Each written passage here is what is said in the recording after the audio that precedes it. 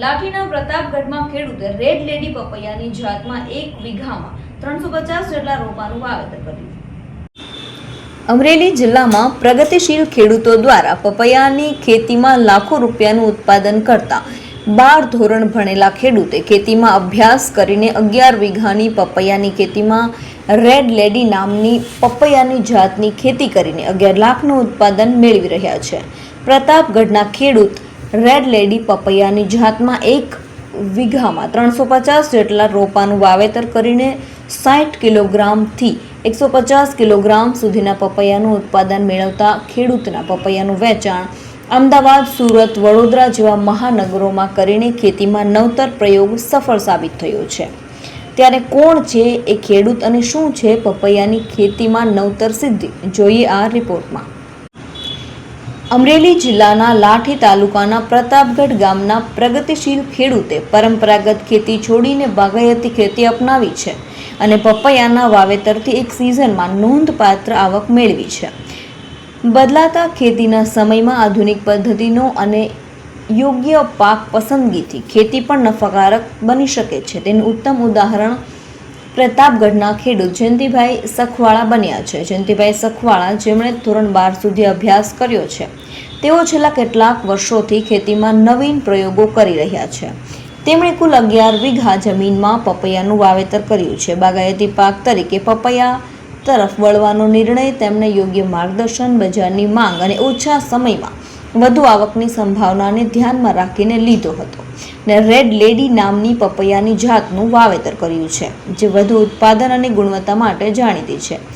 1 વીઘામાં અંદાજે 350 રોપાનું વાવેતર કરવામાં આવે છે. એક રોપામાંથી સરેરાશ 60 કિલોગ્રામથી લઈને 150 કિલોગ્રામ સુધીનું ઉત્પાદન મળી શકે છે. આ રીતે 1 વીઘામાં 10 ટનથી વધુ પપૈયાનું ઉત્પાદન થતું હોવાનું તેઓ જણાવે છે. હાલ બજારમાં પપૈયાનો ભાવ પ્રતિ કિલોગ્રામ અંદાજે 15 થી 20 રૂપિયા સુધી મળી રહ્યો છે. આ ભાવ મુજબ 1 વીઘામાંથી અંદાજે 1 લાખથી 1,20,000 રૂપિયા સુધીની આવક થાય છે અને કુલ 11 વીઘાના વાવેતરથી એક સિઝનમાં અંદાજે 11 લાખ રૂપિયાથી વધુની આવક થવાની શક્યતા છે. ખાસ વાત એ છે કે 1 વીઘામાં પપૈયાના વાવેતર માટેનો ખર્ચ અંદાજે 30,000 રૂપિયા જેટલો થાય છે. એટલે કે ખર્ચની સરખામણીએ નફો ખૂબ જ સારો મળે છે. પપૈયાના વેચાણ અમરેલી જિલ્લાના ગ્રામીણ વિસ્તારો ઉપરાંત અમદાવાદ, સુરત અને વડોદરા જેવા મહાનગરોમાં પણ થાય છે. શહેરોમાં પપૈયાની માંગ સતત રહેતી હોવાથી ખેડૂતોને બજારની ચિંતા ઓછી રહે છે. યોગ્ય સમય પર કાપણી અને વેચાણ થવાથી ભાવ પણ સારો મળી રહી છે. અમરેલી જિલ્લાના અનેક ખેડૂતો હવે પરંપરાગત પાકો છોડી બાગાયતી ખેતી તરફ વળી રહ્યા છે. પપૈયું, મોસંબી, દાડમ જેવા પાકોથી ખેડૂતો લાખો રૂપિયાનું ઉત્પાદન મેળવી રહ્યા છે.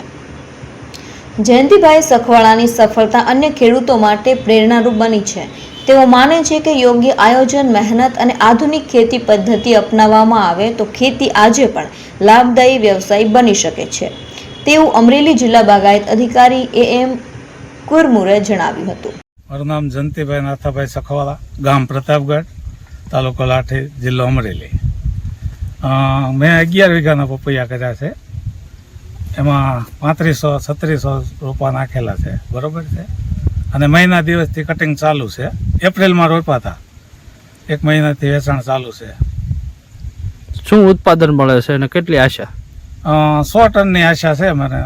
કેટલા પછી મળે તો ભગવાનની દયા, બરોબર છે. કુદરતી કોઈ રોગ ના આવે તો વેચાણ ક્યાં મિનિમમ 100 ટન મૂકેલા છે, બરોબર. વેચાણ ક્યાં કરો? વેચાણ લોકલમાં, આજુબાજુના તાલુકામાં, લાઠી, દામનગર, બાબરા, અમરેલી, અકાળા. નમસ્કાર ખેડૂત મિત્રો. પપૈયા પાક એ બાગાયતનો ખૂબ આશાસ્પદ પાક છે. એના માટે બાગાયત વિભાગ પણ ખેડૂતોને સહાય કરે છે. પપૈયા પાકના વાવેતરની અંદર 1 હેક્ટરે 30,000 રૂપિયા સુધીની સહાય બાગાયત વિભાગ દ્વારા આપવામાં આવે છે. અને પપૈયા પાક છે એ 1 એકર દીઠ વધુ ઉત્પાદન આપતો પાક છે અને અમરેલી જિલ્લામાં એનું વાવેતર કરે તો ખેડૂતોને ફાયદો થાય તેમ છે. શું કહેશો, આ ખેડૂતે સાહેબ સારું વાવેતર કર્યું છે? હા, ખૂબ સારું મહેનત કરી છે ખેડૂતભાઈ અને ખૂબ સારું એવું ઉત્પાદન મેળવ્યું છે. તો આના અમારા પ્રગતિશીલ ખેડૂત છે, તો એના કારણે બીજા ખેડૂતો પણ આ વાવેતર કરવા માટે પ્રોત્સાહિત થાય તેવું લાગે છે.